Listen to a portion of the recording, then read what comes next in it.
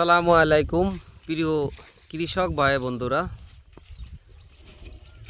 এই আমার সেই ভিয়েতনামি সরিষা আমার এই 15 শতক 16 শতক জমিতে বুনছিলাম।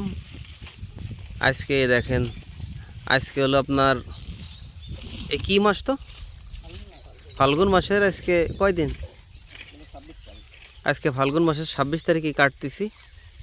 এই দেখেন পাটের মতন এই আটি বানতেছে। এই দেখেন, এতে আপনার দুইটা তিনটে সুবিধা আছে। একটা হলো জ্বালানি হিসেবে আপনারা জাল দিতে পারবেন, অনেক খড়ি হবে। আর মাথায় তো এই সরিষা দেখেন কি পরিমাণ সরিষা। আপনার অন্য যে সরিষা আছে আমাদের অঞ্চলে, তার থেকে আপনার এই ভিয়েতনামের সরিষা অনেক ফলন বেশি। প্রিয় কৃষক ভাই বন্ধুরা, এই আমার যে ভাই বিরাদাররাই ফসল কাটতেছে তাদের কাছ থেকে আমি কিছু শুনি। হাসমত ভাই, তুমি তো এই সরিষা কাটতেছো, তা কি মনে হচ্ছে তোমার কাছে? আল্লাহর ইচ্ছায় ঠেকতেছে, খুব ফলন ভালো হবে। মানে আমাদের যে এলাকায় যে সরিষা আছে তার থেকে কি এইটা ফলন একটু বেশি হবে? দেখা তো যাচ্ছে বেশি হবে। মাথার গাঁথনি টাতনি দিয়ে তাই মনে হচ্ছে। আপনি ভালো দেখা যাচ্ছে, খড়ির দিকটা পড়তে হবে, তেলের দিকটা আল্লাহ দিলে পড়তে হবে বেশি। তারপর দানাগুলো অনেক মোটা দেখলাম, তাহলে তেলও তো বেশি হবে। তেলে হবে বেশি।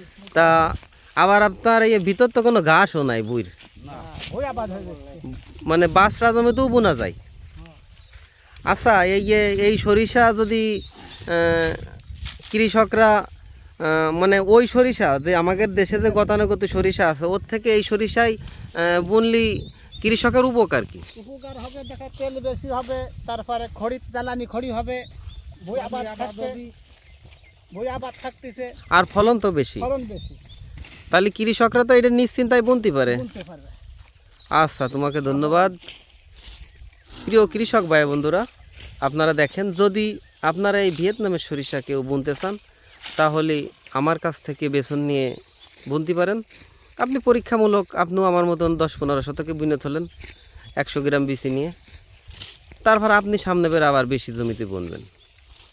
আপনার একই খরচ যখন জমিতে, তাহলে কেন আপনি আমাদের দেশের এই কুমা সরিষা বুনবেন? ভালোটাই বুনবেন। ধন্যবাদ।